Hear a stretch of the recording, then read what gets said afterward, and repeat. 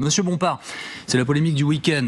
Elle concerne une proposition portée par votre camp, incarnée par Hugo Bernalicis. La proposition, c'est de ramener la condamnation d'apologie du terrorisme du droit pénal où elle se trouve dans son véhicule législatif originel, qui était un texte sur le droit de la presse qui date de la fin du 19e siècle. En fait, il y a le fond et il y a la forme. Je voudrais commencer, une fois n'est pas coutume, avec la forme. Vous saviez que ça allait faire une polémique, monsieur Bompard? Vous saviez que tout le monde allait réagir très vivement à cette idée? Non, moi je suis estomaqué, pour vous dire les choses franchement, par une forme de trumpisation du débat politique en France. Et parfois, je dois le dire, par la paresse intellectuelle d'une partie de la classe médiatique française qui, en quelque sorte, déforme le sens de notre proposition pour essayer de lui faire dire autre chose que le cœur de notre proposition. Donc en quelques mots, je vais rappeler quel est le cœur de notre proposition. En 2014, il y a eu un changement de la loi, c'est-à-dire que ce délit d'apologie du terrorisme a été introduit dans le code pénal. Depuis lors, un certain nombre de personnalités, un certain nombre d'autorités morales, un certain nombre de comités internationaux, le comité des droits de l'homme de l'ONU, l'ancien défenseur des droits, monsieur Toubon, l'ancien juge antiterroriste, monsieur Trévidic, disent il y a un problème, il y a des dérives sur le fait que depuis que ce délit d'apologie du terrorisme a été mis dans le code pénal, il y a des gens qui sont poursuivis, qui sont convoqués devant la police pour des faits qu'on ne peut pas considérer comme étant des faits d'apologie du terrorisme. Et donc la proposition que nous faisons, elle est simple. Nous suivons par là même les recommandations qui ont été faites par exemple par le comité des droits de l'homme de l'ONU.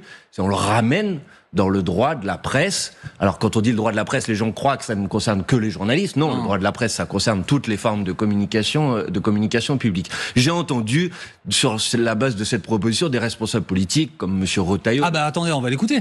Bruno Retailleau, ministre de l'Intérieur, voilà comment il réagit. C'est l'innommable. Là, une limite a été dépassée, que jamais on n'aurait pensé qu'elle pût être dépassée. Le terrorisme islamiste a fait, depuis plus de 10 ans, 273 morts, des centaines de blessés. J'appelle ceux qui ont encore une conscience politique, ceux qui tiennent à la République, je les appelle à se dissocier définitivement des insoumis. C'est innommable. Ce qui est innommable, je vais vous dire ce qui est innommable. Ce qui est innommable, c'est d'instrumentaliser la douleur de familles de victimes d'actes terroristes pour essayer de faire croire que la proposition que nous faisons aurait quelque rapport que ce soit avec la commission d'actes terroristes en France. C'est juste scandaleux de dire ça. C'est une forme de trumpisme qui est tout simplement insupportable. Attendez, je vais vous laisser poser votre question, mais je veux juste dire quelque chose. J'ai entendu des gens dire les insoumis veulent que dorénavant on puisse faire l'apologie du terrorisme en France. Vous savez quelles sont les peines encourues dans le droit de la presse pour des délits d'apologie de crime de manière générale? 5 ans de prison et 45 000 euros d'amende. Donc personne n'a proposé qu'on puisse faire l'apologie du terrorisme en France sans mais ça arrive dans le débat à un moment, vous le savez, très particulier. On est peu de temps après les commémorations du 13 novembre.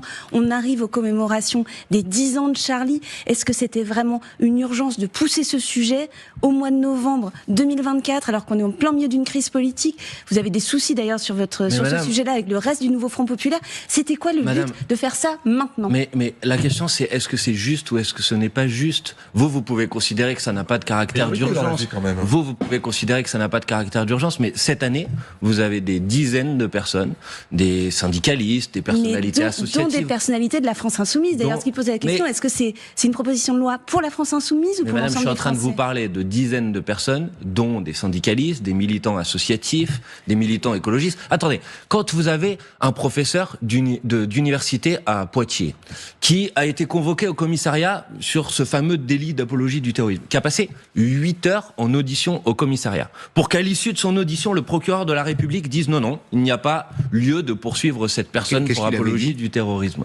Vous regarderez, mais le procureur de la République a dit il n'y a pas lieu de poursuivre cette personne pour apologie du terrorisme. Vous savez ce qu'il avait dit? Il avait tenu des propos devant ses élèves pour essayer d'expliquer la situation au Proche-Orient. Après, des gens, pour le coup, on peut pas faire de généralité là-dessus, monsieur Bompard, pour une raison simple, c'est que tous les jours, les enquêteurs de police judiciaire convoquent des gens, et tous les jours, et bien heureusement, des gens sortent libres sans que des charges soient retournées contre eux. Évidemment, bien évidemment. Mais là, en l'occurrence, si nous proposons de ramener ce délit dans le droit de la presse, c'est pour qu'il y ait des garde-fous, pour qu'une personne parce qu'il fait l'objet d'une dénonciation où on lui dit il a tenu des propos qui sont l'apologie du terrorisme, ne passe pas 8 heures en audition au commissariat devant des enquêteurs de la police judiciaire pour qu'on dise non, finalement c'est pas vrai, les propos qui ont été tenus ne sont pas une forme d'apologie du terrorisme. Mais ça a été le cas de Mathilde Panot, présidente du groupe LFI, et c'est pas plus acceptable. Ça a été le cas de Rima Hassan. On a l'impression que c'est une proposition de loi pour vous. Vous n'avez pas l'impression, ça c'est la malhonnêteté d'un certain nombre d'observateurs. Non, c'est une question que je vous pose, c'est pas de la malhonnêteté, je vous pose la question. Je suis en train de vous répondre en vous prenant précisément le cas de personnes qui ne sont pas membres de la France Insoumise. Maintenant, je ne vais pas esquiver votre question. Si vous considérez légitime et normal qu'une présidente de groupe parlementaire dans la démocratie française puisse être convoquée devant la police en raison d'un communiqué et d'une opinion politique qui a été exprimée, personnellement, ça me pose problème. Et personnellement, je considère que notre démocratie, elle ne doit pas fonctionner comme ça. Voilà, tout simplement. Alors justement, donc, dans un instant, Monsieur Bompard. Et je trouve que la manière avec laquelle Monsieur Retailleau joue le Trumpiste en chef est particulièrement inacceptable. Le fonctionnement de la démocratie avec la niche parlementaire sur l'abrogation de la loi sur les retraites, on va y revenir dans un instant, et puis la censure ou pas du gouvernement. Reste avec nous, Manuel Bompard est notre invité ce matin. Monsieur Bompard, on a vu les images il y a quelques instants de Marine Le Pen qui est arrivée à Matignon pour échanger avec Michel Barnier. Tout le monde dit que c'est elle qui a la clé de la censure entre les mains et que c'est elle qui va décider ou non de faire partir ce gouvernement et donc de voter avec vous. Non, d'abord c'est Michel Barnier qui a la clé de savoir si il s'entête à vouloir passer en force un budget qu'il a proposé et qui est un budget qui se traduira par des baisses de pouvoir d'achat pour les Françaises et les Français, par des coupes dans un certain nombre de budgets des ministères, par la suppression de 4000 postes d'enseignants, par l'augmentation du prix de l'électricité ou des taxes sur l'électricité, par le report de la revalorisation. Donc vous dites à Marine Le Pen, allez-y, appuyez sur le bouton. Ça dépend pour qui, d'ailleurs. Donc vous dites à Marine Le Pen, allez-y, appuyez. Non, d'abord je dis à Marine Le Pen, sortez de votre hypocrisie, parce que si Michel Barnier a pu déposer et défendre ce budget, c'est parce qu'il a pu être Premier ministre. Et s'il a été Premier ministre, c'est parce que Madame Le Pen l'a laissé s'installer à la fonction de Premier ministre, puisqu'elle a refusé de voter la censure. Que si aujourd'hui Emmanuel Macron continue de faire autant de mal à notre pays, c'est parce que Madame Le Pen a refusé qu'on puisse discuter à l'Assemblée nationale de sa destitution. Ça, c'est la réalité de ce qu'il s'est passé pour l'instant. Pour le reste, moi, je dis une chose très simple. On avait modifié en profondeur à l'Assemblée nationale le budget de Michel Barnier pour en faire un budget qui soit plus juste socialement, plus efficace économiquement. Monsieur Barnier a décidé de le rejeter. Donc, s'il s'entête... Non, le budget a été rejeté à l'Assemblée.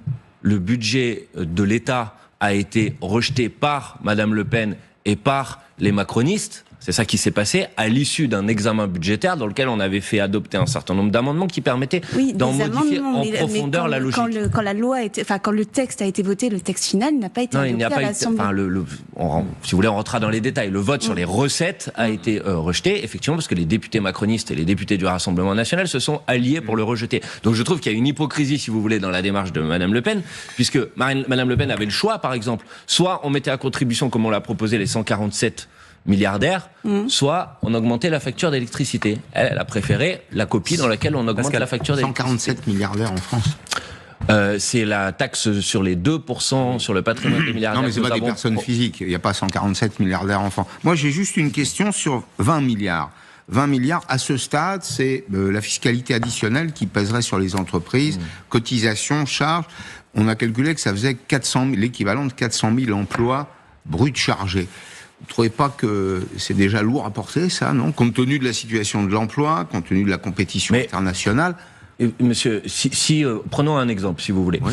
Nous avons proposé dans le débat budgétaire ce qu'on appelle la taxe Zuckman pour faire en sorte que les entreprises payent leurs impôts en France. Oui. Ça rapporte 26 milliards d'euros. Est-ce que vous trouvez ça illégitime de demander une chose très simple ? C'est qu'en fonction du chiffre d'affaires en France... Vous pensez à qui ? Ah oui, en fonction du chiffre, mais c'est déjà le cas, c'est la loi. Non, pas du tout. Ah si, c'est la règle. Mais attendez, je vous le garantis. Vous savez comme moi qu'il existe aujourd'hui des formes d'évasion fiscale et d'optimisation fiscale qui consistent par exemple à mettre une holding ou une entreprise... C'est la question des prix de transfert que vous évoquez. Exactement. Oui, mais... Voilà. Est-ce que vous trouvez ça illégitime de demander à ce que les entreprises payent leurs impôts en France en fonction du bénéfice réalisé réellement en France ? LVMH fait 10%. Non mais répondez à ma question, vous trouvez ça illégitime ? Je vous réponds à travers deux chiffres. LVMH fait 10% de son activité en France, mais il paye 40% de ses impôts. Vous trouvez que c'est pas suffisant? Mais c'est pas le sujet, puisque en si, l'occurrence, c'est pas de ces entreprises-là dont je vous parle. Je vous parle des entreprises qui font, par exemple, 40% de leur chiffre d'affaires en France, mais qui ne payent que 10%, par exemple, de leur impôt en France, puisqu'ils utilisent cette technique de prix de transfert pour transférer une partie de leur chiffre d'affaires dans des entreprises qui sont basées dans des paradis. Monsieur Bompard. Je vous donne juste un exemple. Ça rapporte 25 milliards d'euros. Vous trouvez pas que c'est une bonne idée? Monsieur Bompard, je voudrais pour terminer revenir à ce qui va se passer là à l'Assemblée nationale. Oui. Niche parlementaire. C'est-à-dire que c'est l'occasion pour les groupes d'opposition de déposer des propositions de loi. Vous allez proposer l'abrogation de la loi de retraite. Elle pourrait être votée. Elle a été votée en commission, en tout cas. Le Rassemblement national pourrait voter avec vous, la loi pourrait tomber, sauf que les textes doivent être votés avant minuit. Oui. Je précise ça pour nos téléspectateurs parce que ça éclaire tout ce qui suit. François Bayrou dit... Il faut que nous fassions obstruction. Il faut que nous déposions des amendements pour que ça n'aille pas au bout et que le texte ne soit pas voté. En fait, il vous rend un peu la monnaie de votre pièce sur le texte original? Non, attendez. D'abord, François Bayrou est président d'un parti qui s'appelle le Mouvement démocrate, normalement. Donc, quand on est démocrate, on permet à l'Assemblée nationale de voter sur un sujet aussi important que l'abrogation de la réforme des retraites. Pour le reste, si vous voulez qu'on fasse la comparaison avec la discussion qui a eu lieu sur la réforme des retraites l'année dernière à l'Assemblée nationale, il y avait 2 semaines de débat, puisque c'est le gouvernement qui décidait de l'ordre du jour. Là, en l'occurrence, on est dans le cadre d'une niche parlementaire, c'est-à-dire à une journée de débat. Moi, je vous le dis franchement, si les parlementaires macronistes décident de faire de l'obstruction pour empêcher l'Assemblée nationale de voter, alors que tout le monde sait qu'il y a une majorité aujourd'hui pour abroger la réforme des retraites, alors ça sera un déni de démocratie et un coup de force tout à fait insupportable et inacceptable.